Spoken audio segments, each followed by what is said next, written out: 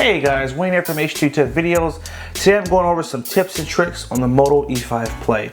Let's jump right in and let's learn some cool stuff you can do with this phone.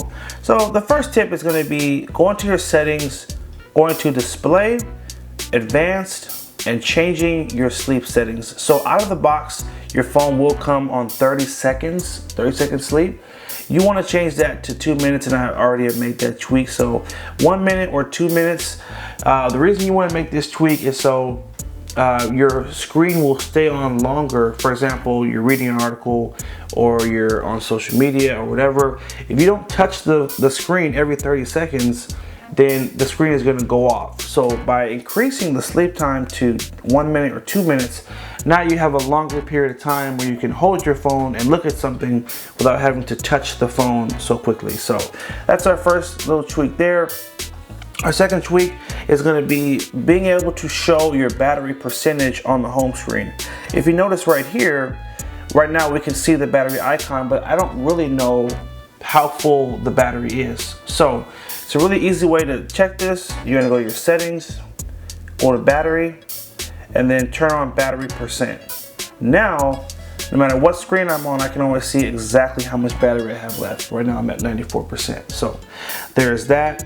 Another tweak we want to make with the battery is going to the settings, going back to battery, and then going to battery saver. And right here, tap on turn on automatically. So right now it's set to never turn on automatically. So tap there and change that to 15%.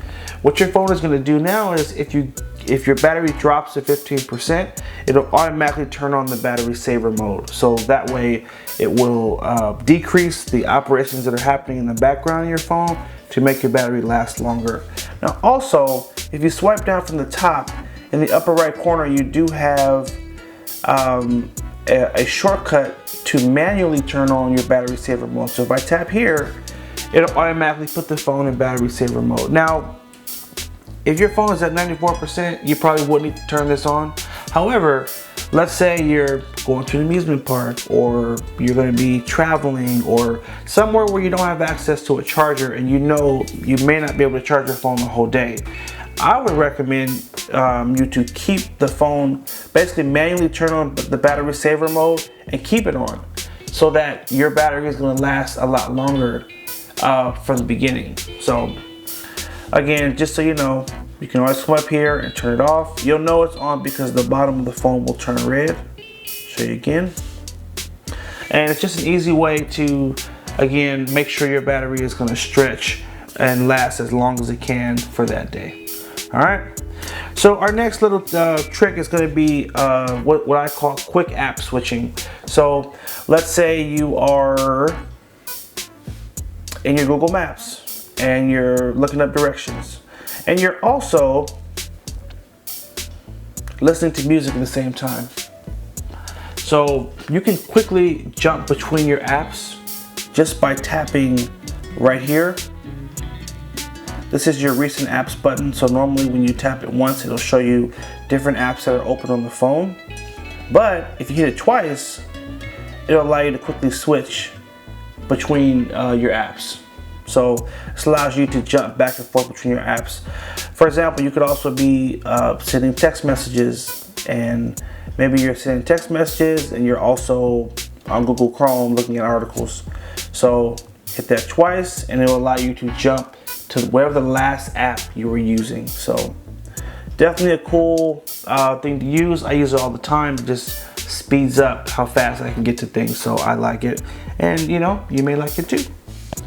All right, so our next little tip slash trick is going to be something you can do on the home screen. So if you notice, we have apps on the home screen right now, and one thing you can do is if you hold down on like one of the stock apps that comes with the phone, you'll get some shortcuts. So for example, settings. If I hold down on settings, I can jump right to my Wi-Fi section, or my battery section, or even my data usage. So just a really easy way to jump to things a little bit quicker. Not every app has a shortcut. So if I hold down on like messages, there's no shortcut for that app. But like the Play Store has a shortcut, and Google Chrome as well has a quick shortcut as well. So check the different apps that are on your screen and you'll see which ones have a shortcut. Again, like Facebook doesn't have one, so like it just says app info, so that's how you know you really can't do anything extra with that one. And our last little tip is going to be using the Google, some of the Google features that allow you to control the phone with your voice. So by holding down on your home button right here, it will take you right to your Google Assistant, and the setup is super fast. I'm going to show you how to set it up right now and some of the things you can do with it. So the first thing you have to do is you have to match your voice with the assistant. So it's going to make you say the phrase "Okay Google" a couple of times so it can get used to your voice. So here we go. Access your assistant with voice match. Voice match lets you access your assistant directly using your voice. Okay, so we'll go more, agree, and let's see. So all you do is talk a little bit, it recognizes your voice. Hit continue, go next.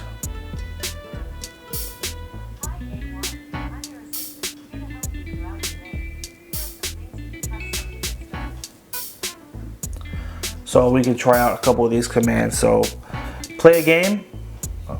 Okay Google, play a game.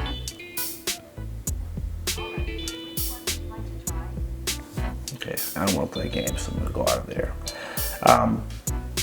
Okay Google, okay Google.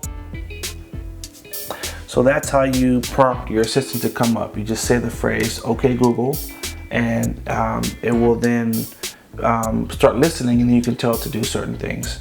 So what the process used to be like, and I just realized that it changed, is it would make you say the phrase "Okay Google" 4 times, and that's how it reads your voice. But now all you have to do is talk. On the setup screen that we just left, all you have to do is talk, and then it'll get used to your voice pattern, and then when you say the command "Okay Google," it will prompt, and then you can tell it what to do. So some of the main commands that I use that are just super helpful are little things like setting timers, setting alarms, call this person, or what's the weather like today. So let me show you really quick. Okay Google, set a timer for 20 minutes. So sometimes I might, lay down for a nap, in the middle of the day, just a quick break. So I might just say, hey, set a timer for so and so. It automatically sets it for you. Or maybe it's nighttime and you want to set an alarm for tomorrow. Okay Google, set an alarm for 10 a.m. There you go. Really easy. So to me, those are like the best things to use it for. Just again, personal preference, but you may find different things you want to do with it. You could also have it search, sports scores. Whatever you would type in Google, you can just say it. So one more I'll say that I use a lot is for the weather. Okay Google, what's the weather like today?